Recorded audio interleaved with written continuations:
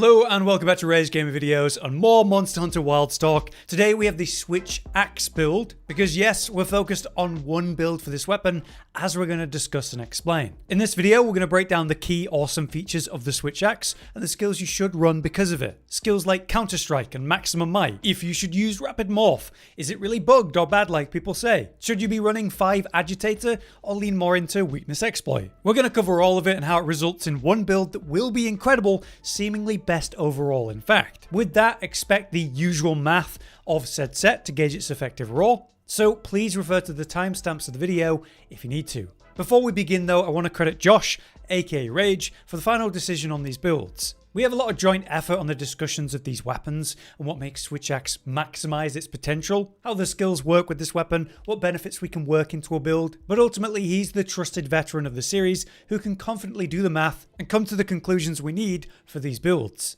So while I'm presenting things today, full credit to Josh for his work and part in it. The first topic I want to talk about is the whole Raw+Status versus element. You can get really high element in this game, at least in the launch version, using the artian weapons and then going for multiple reinforcements that are focused on element. The problem with that is the current hit zones for say the big 6 monsters we're mainly hunting, they just generally have really low hit zones for element, like shockingly low. So even though you can reach really high element, which certainly is nice, getting the really high raw, then having status without any consequence with artian weapons is very effective. So what we feel seems to line up with also what we're seeing with speedruns too. Even the fastest times right now for even Gore are still leaning into Raw+Status with switch axes. And Gore is one of the few monsters you might argue for element. By running something like paralysis on your weapon, this is going to proc that paralyze and open up a free DPS window, which is immensely effective. I'm not saying all weapons could ignore element since it's so important to different weapon concepts like dual blades,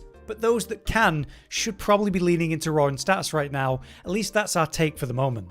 Let's start as usual with the best weapon you could make and set up with artian weapons. As usual, you're going to be picking attack infusion for your artian bonus for all of the parts. And really it's going to come down to whether you want to go paralysis or blast. Now blast is going to be more DPS, right? Technically, because you're getting those pops of blast throughout the fight. Really nice. But is it really more DPS? And is it going to be a smoother experience than compared to paralysis? With switch axe, you're able to build up plenty of paralysis and reliably get that stun. That stun will lead into at least 1, maybe 2 full releases, given the circumstances allow, which is a massive amount of free DPS for a long animation that you want to be performing in a fight as many times as possible. So it's up to you if you want to go paralysis or blast, but I would suggest paralysis, and it's what I run. Next, we have the reinforcement bonuses. For this, you're going to want 4 attack boost and 1 sharpness boost. Now you can see I haven't quite got that, but here's another example when I was going for it. 4 attack boost, and then you want sharpness boost, but instead I got element boost. So in all my efforts so far, I've only got 4 out of 5 on this ideal roll, but the goal is to have as high raw as possible, which means 4 attack boost, because you need at least 1 sharpness boost. Having 1 affinity boost is not the end of the world. Having 2 sharpness boosts is also not the end of the world. But I would try to avoid having the element, because all it's going to do is just add to the paralysis number, and you could be getting straight up more DPS or bigger quality of life. But now let's talk about the offensive decorations, because this is actually a conversation to have. What is optimal is ultimately crit boost 5 out of 5. So we have a critical duel 3 and 2 in, but you could have 2 critical duel 3s or whatever. As long as you ultimately reach 5 out of 5 critical boost, that's the goal. Critical boost at 5 out of 5 will increase the damage dealt by your raw critical hits by 40%. In this set, we have over 90% reliable affinity. And so we'll be making all of those crits that are consistently happening hit 40% harder. It's a lot of DPS that you're going to get from that. With that, we've also got Power Prolonger, with 1 level of handicraft, which is important. So let's start with this topic. Why no razor sharp? Well, 1 handicraft level and 1 sharpness reinforced on your weapon should equate to about 80 hits of white sharpness. That should be enough to justify the better output, of the 5 crit boost. But there's plenty of circumstances where I'm about to drop out of white sharpness, the monsters run off or something, and then I just use the whetstone on the way to the monster. So you do have to sharpen like once a hunt maybe with this setup, but the DPS is worth it. However, I still want to recommend you run razor sharp, and if you can, this extra level handicraft, because then you will not ever have to actually use your whetstone. And if you're no speedrunner and just want a really strong setup that also has the quality of life of razor sharp, then go for it. On the topic of Power Prolonger and why this is important and why we make sure we run it, is because it's going to increase the duration that the weapon's powered up. So you've got things like the Power Axe mode, but more importantly, the amped sword state. So essentially it's doubling the time that it lasts, 45 seconds without, 90 seconds with. Every moment that you're spending rebuilding the amped state is moments that you could have been full releasing instead, or getting better DPS. Not only is it big quality of life, because you don't have to rebuild amp state as much, but it's literally going to lead to way more DPS. So Power Prolonger, you need it. Next up, let's talk about why we're not running Rapid Morph. Is it indeed bugged or broken like people have said? Well, it's actually not bugged, and it is actually working as it should. From our testing today to really look into this, we found that it does increase your morph attack damage by its suggested 20% at level 3. It also does increase the morph speed by 30%, as it's supposed to. We think maybe why people are misunderstanding the skill and thinking it's broken, at least based on our testing, comes down to what that speed actually means. It does not mean your morph attack animations are faster. It specifically means the morph into axe or morph into sword, those animations are up to 30% faster. Like say the wild swing morph attack, those longer animations, you'll notice the rapid morph skill less and less, and the shorter the morph attack animation, the more this feels relevant. Now, considering how nice it is to quickly swap into axe or sword mode in those moments you need to, and it does technically increase the damage of the morph attacks, which you will do against a target occasionally. It just isn't relevant to spamming full release and maximizing your DPS. But if I was going to get rid of that critical jewel and put something else in, I'd probably go for razor sharp for that ease of gameplay, much more than rapid morph seems to be doing. Okay, let's take a look at the equipment, the skills, and the decorations that achieve it. Starting with the equipment. We have Guardian Fulgur Helm in beta, providing us with the 2 levels of Agitator. arkveld chest piece in beta for weakness, exploit, and decoration slots. We have the Guardian Fulgur Vambraces for 1 level of maximum might and great slots. And as always, 2 pieces of Gore to activate Frenzy and lean into allowing us to use antivirus. With this, we have the weakness, exploit talisman to get 2 levels of weakness, exploit. Now I'll show you the decorations that we're running to actually achieve this. Let's begin by talking about the different skills, what they do, and why we've got them in the way that we do.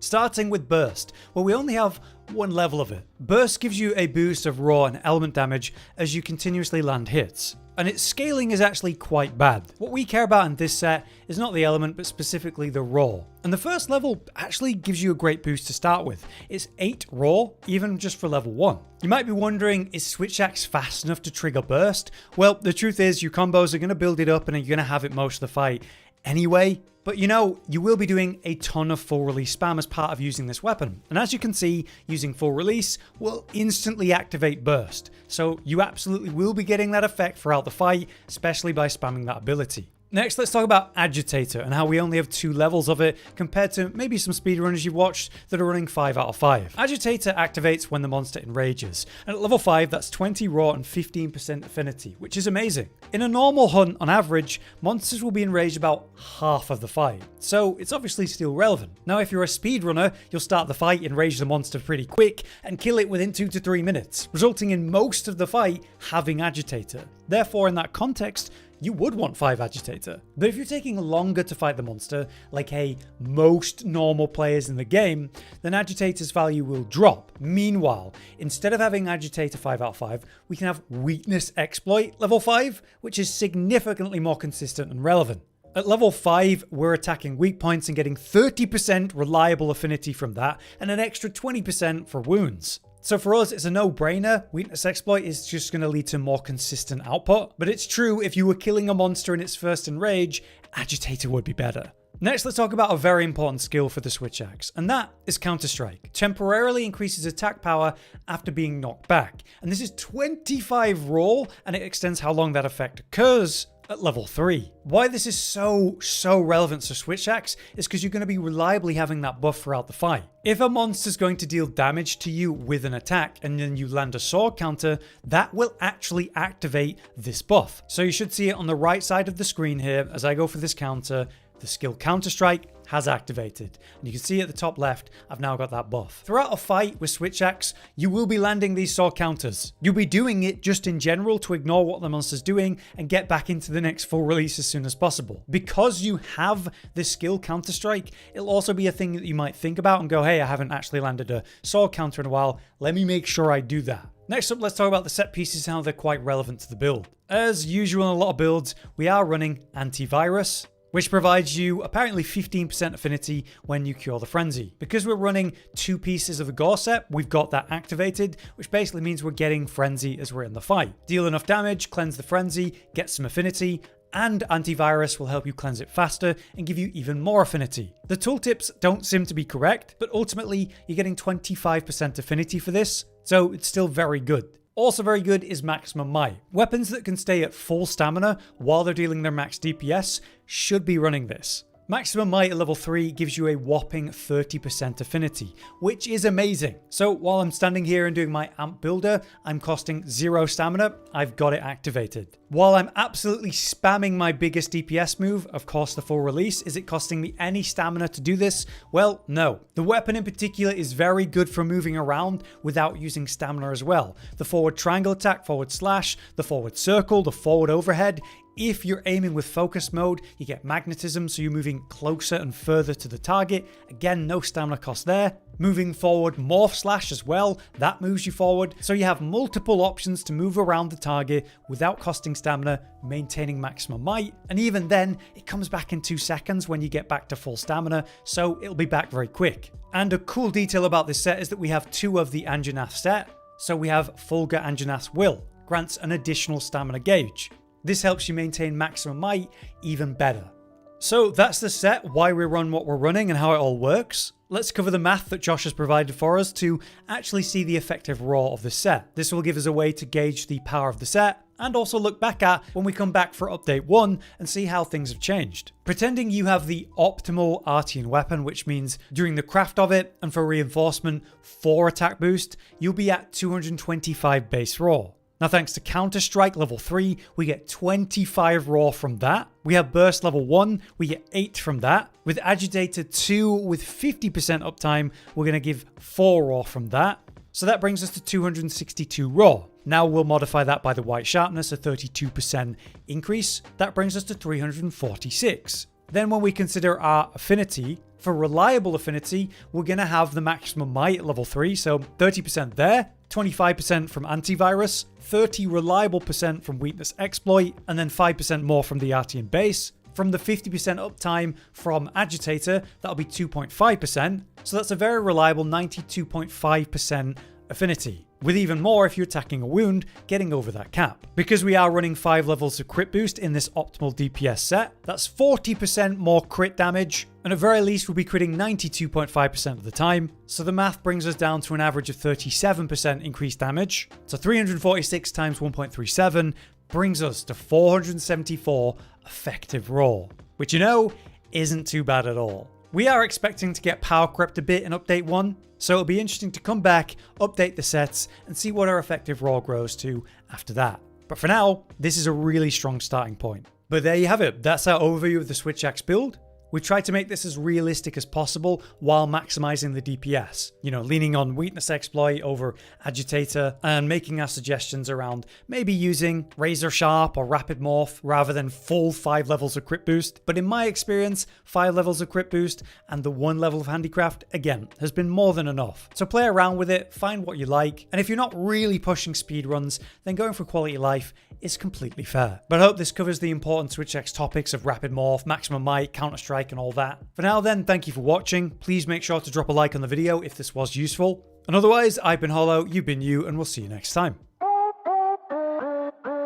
Josh, Cotton, and Hollow with the videos, dropping the humor like a hammer on your tippy toes, bringing entertainment on a daily arrangement to take our insanity and turn it into entertainment. Yes, I said entertainment twice, to reiterate that it is nice to look into your faces on a mostly daily basis when you let us in your homes to make the whole world a stage.